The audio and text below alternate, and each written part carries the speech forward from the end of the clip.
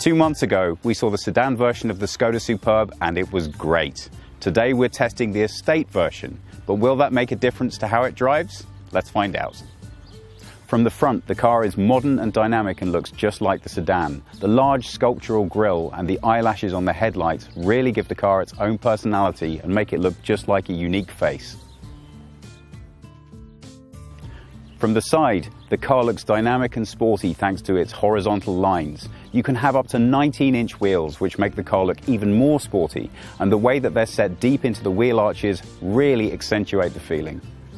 Being an estate, the roofline is of course different to the sedan, but it's still elegant, and from the rear, despite the big boot, the car still looks dynamic and sporty. As with the sedan, the interior is modern and elegant. There's plenty of space for you to be able to put the seat in any position that you need to get comfort. The infotainment system has everything you could need for both driving and entertainment. Our model is the L&K, which means that it uses premium materials throughout that all look and feel great. Just like the sedan, if you sit in the back, there's enormous legroom, but because of the different roofline, there's also much more space, and that means much more headroom. The best feature of an estate is the boot, and the Skoda Superb has an enormous one. You can fit 660 litres of luggage in with the seats up, or 1,950 with the seats down. That's more than enough for anything you could want to put in the car, and it's also packed with clever features, like luggage hooks, luggage container devices, and of course, hands-free entry.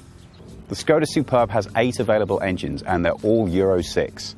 3 diesels and 5 petrols ranging in power between 120 and 280 brake horsepower. The most efficient engine is called the Green Line, and it needs only 3.7 litres for every 100 kilometres driven. Our car is the 2-litre TDI and has 190 brake horsepower and a 6-speed DSG gearbox. It also has DCC, which means you can select different driving modes from extremely comfortable to sporty. For us, we found that comfortable and standard modes were a little bit spongy, but the sporty mode provided you with everything you need. Skoda say it has a fuel efficiency of 5.1 litres, but we didn't manage to achieve that.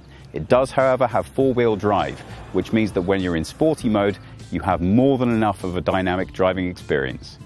Of course, a car like this has its price. The base model is available from $25,000, but if you want a slightly bigger engine and to nicely equip the car, you can easily spend about $50,000.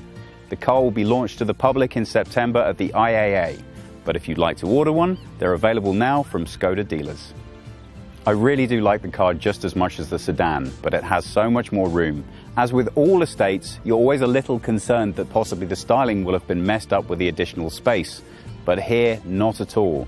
I think you can honestly say that the Skoda Superb is one of, if not the best looking estates on the market today.